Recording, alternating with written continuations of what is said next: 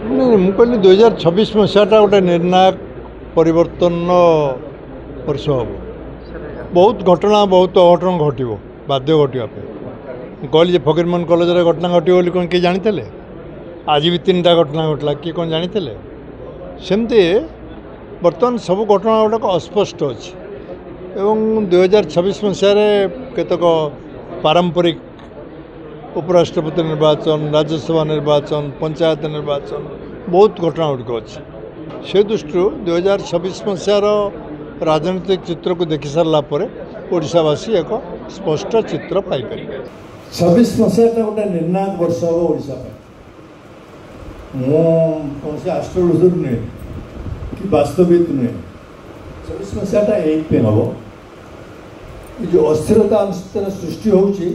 एटा क्रमशः तौक जीवार लगी राजनीतिक अस्थिर सरकार बापर कहले विश्वास भांगापी चेष्टा होने आस्ते आस्ते आरंभ हो आस्था त्रुटि नहीं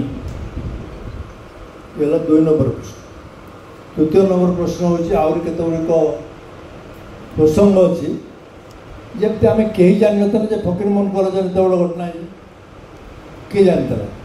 किए कौन तैयारी करता ना कल्पना करता कई मूर्तिकार न कई कारीगर न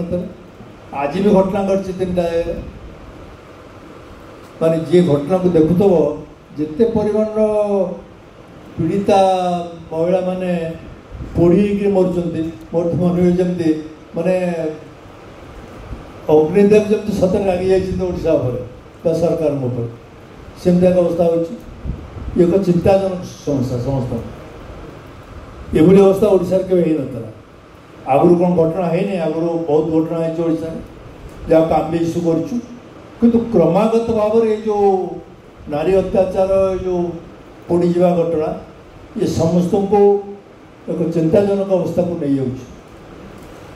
समस्ते भविष्य चिंतित। चतुर्थ नंबर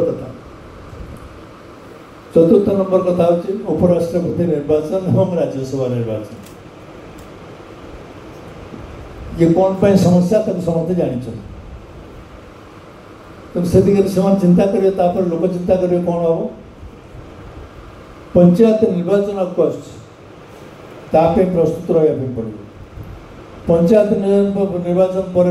राष्ट्रपति निर्वाचन भी आसे हम कि पूर्व हम से नंबर मुझे कहली 26 मसीह बहु घटना बहु अघटन ओडिशावासी को देखापी मिल बाध्य ये हाँपाई बाध्य और जाशावासी एक स्पष्ट निष्पत्ति एक नुआ रास्ता पाइबे ये स्पष्ट तो तरतर होकर गले जमी तरतर होकर जाते देखिले आप प्लेन केमती एक्सीडेंट है तेणु you have to see the weather political weather still not clear तेणु आपण को क्लीयरेंस बर्तमान मिलना ट्रावेल करने किंतु चिंता करने समय मिली निजक प्रस्तुत करने समय मिली से दृष्टि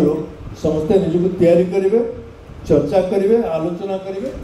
समीक्षा करेंगे आत्मसमीक्षा करेंगे तापर निष्पत्ति हम कि ओडिशार भविष्य कौन हम किंतु मुझे आशावादी कि ओडिशावासी एक